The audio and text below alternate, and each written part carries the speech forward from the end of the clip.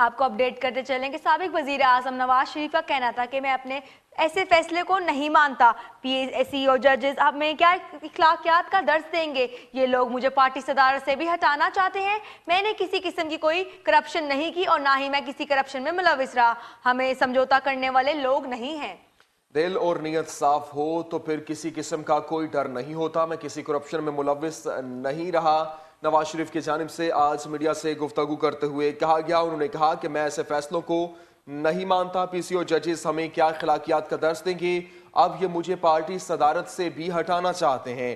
इनके अल्फाज इनके अपने मनसब की तौहीन है। ये लोग टेढ़ी बुनियाद पर 10 मंजिला इमारत तामीर करना चाहते हैं, जबकि हम ऐसे फैसलों को नहीं मानते।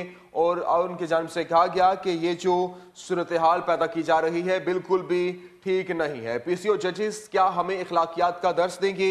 आज साबिक वज़ीर आज़म नवाज शरीफ आज 19वीं मरतबा अदालत में पेश हुए।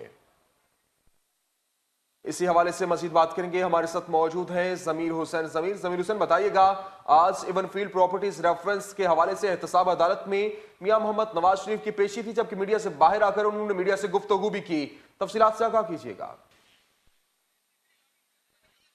जी बिल्कुल, मियां मोहम्मद नवाज शरीफ अभी थोड़ी देर पहले अदालत से बाहर निकले और उन्होंने मीडिया से गुफ्तगू की, जिसमें उन्होंने अपने केसेस के हवाले से कहा और मजीद जो अंदर कार्रवाई उसकी भी थोड़ी तफसीलात आपको बता दूं कि 4 गवाहों को तलब किया गया था। चारों गवाहों के बयान कलम बंद हो चुके हैं और मुकम्मल तौर पर 3 गवाहों पर जिरा भी मुकम्मल हो चुकी है। एक गवाह का जो आखिरी गवाह था उसका बयान अभी कलम बंद हुआ है, उस पर जिरा होनी थी। तो मियां मोहम्मद नवाज शरीफ साहब बाहर आ गए और उनकी मीडिया टाक हुई है। जो मामूली तौर पर उन्होंने अपने गिले शिकवे किए हैं, वही पुराने अल्फाज दोहराए गए हैं मीडिया के हवाले से और खासकर अदलिया के हवाले से।